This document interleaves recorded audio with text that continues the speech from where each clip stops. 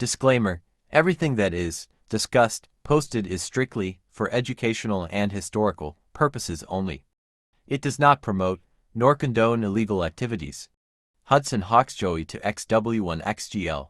Well, like most dogs that has passed through one's hands, each had a permanent place of warmth each time we are reminded or thinking of them, be them with us or not. Yet, another fine such example is Hudson Hawks Joey. He was born to Licorice Kids Joey and George's Nikki Por. She deserves this title, as he was the only pup in the litter. As for some background info, well, Nikki was a definite candidate for ROM status, and except for Joey never making championship status. As Nikki produced, Swamper Samson to XW, CH Diamond Dan, CH Cusack 3XW1XGL, Apartate 1XW, and as stated above, Joey to XW, there could well be more winners off of her that I do not know of. Ironically, Nikki came short to one of her son's daughters, i.e. Ringo's daughter Jackie Brown, who's a natural escape artist. Well, as for Joey's short life in CT went well. He was raised with a couple of other Baleo shorty dogs at Hudson Hawks Place, where he was tested into a very well-respected leg breaker of the old Southerner dogs lineage, which could be traced back to the import Carver dogs as to from Jurgens imports.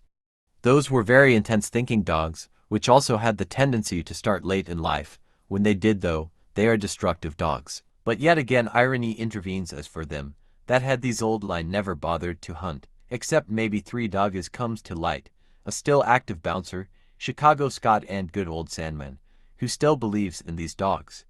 Well, prior to the roll to success, Joe got out of his enclosure and took it to night shift 21.5 kilograms and stood his ground at a mere 10 months since his hunt weight was only 17.5 kilograms, and brother, he kept coming for more.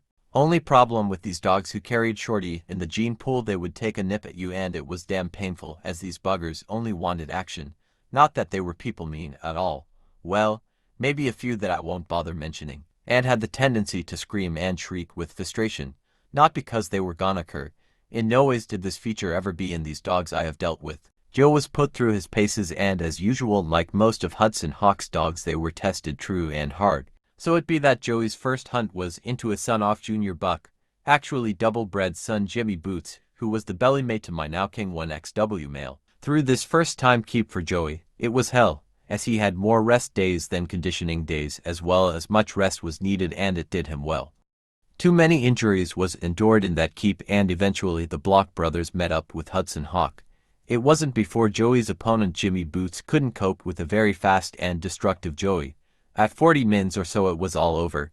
Jimmy Boots didn't make it. After that hunt, almost 2 years went by. Hudson Hawk was looking for a winner to go into, as to avoid further bullshit talk from the local doggers, as we all know what some men are like, taunting and teasing etc. Eventually Cape Fear arranged for Bobby, who was conditioned by 187. Well, Joey's keeps always seemed to be nothing from perfect. 1 week precisely from hunt day, myself and Hudson Hawk still blew off some steam, as this was the heaviest keep he ever put onto a dog, and believe me, the few that witnessed it surely called us crazy. Hell, I think Hudson Hawk did. Maybe he still does, sadly. The Friday evening, after that, he got his usual feed and other goodies. Saturday morning came and this dog, who was supposed to be resting, had full-blown gastroenteritis. My pup Crawley had the germ and his immunity was probably low.